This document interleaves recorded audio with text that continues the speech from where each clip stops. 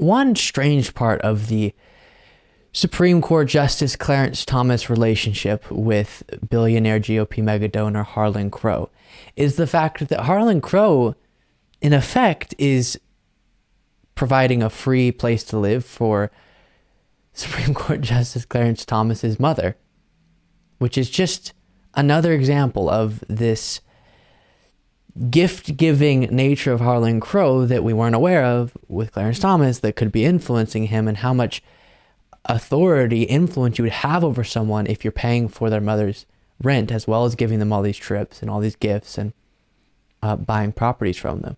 Business Insider writes, Clarence Thomas's mother is living rent-free in the home GOP megadonor Harlan Crow bought from the family. And that deal may have saved her more than $150,000 in rent for the property.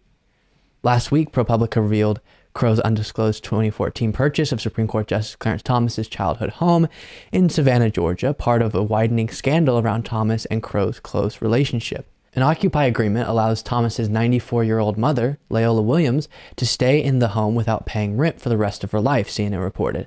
While Williams doesn't pay rent, she's responsible for other expenses such as property taxes and insurance, CNN added. So on top of all of this, Harlan Crow is saving the family of Clarence Thomas lots of money by providing this free living situation for Thomas's mother.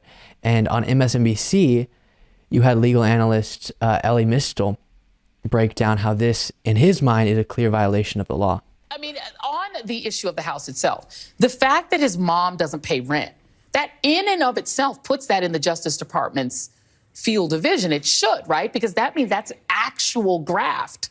5 U.S.C. 13104 lays out financial disclosures for federal judiciary, including the Supreme Court justices, and having your mama live rent-free in a house that you didn't buy her, but you got one of your friends to buy for her, that is a textbook violation of that law. And of course, he should be investigated and prosecuted for that violation. But, Joy, I always come back to this. There is no mechanism to remove a Supreme Court justice other than impeachment. So I look to Congress, even this Congress, and say, is there anybody left there that has the dignity and the respect for the institution to actually rid the institution of one of its most corrupt members? Most likely not. Do I look to Thomas himself? Remember, Abe Fortas, a former Supreme Court justice, was accused of taking $20,000, just $20,000. He was a democratically appointed justice.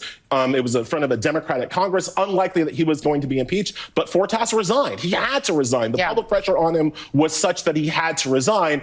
I'm looking for that kind of thing to happen to Thomas, especially when we get into the point. Remember, we're in April. We're about to hit decision time. Right.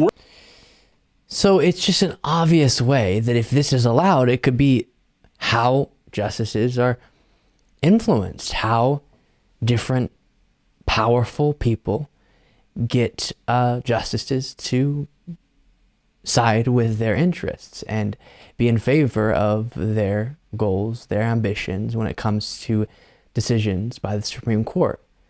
Okay, maybe I don't hand you a bunch of money to do that, but over the course of years, I spend hundreds of thousands of dollars for your mom, for you, and you don't disclose any of this information, and I'm buying properties from you, and then your mom's living free at that property. It's just not something we want going on, because we need, as I've said before, to believe in the legitimacy of the Supreme Court. And this is yet another thing that's going to break that down and make people concerned that Clarence Thomas isn't able to be impartial.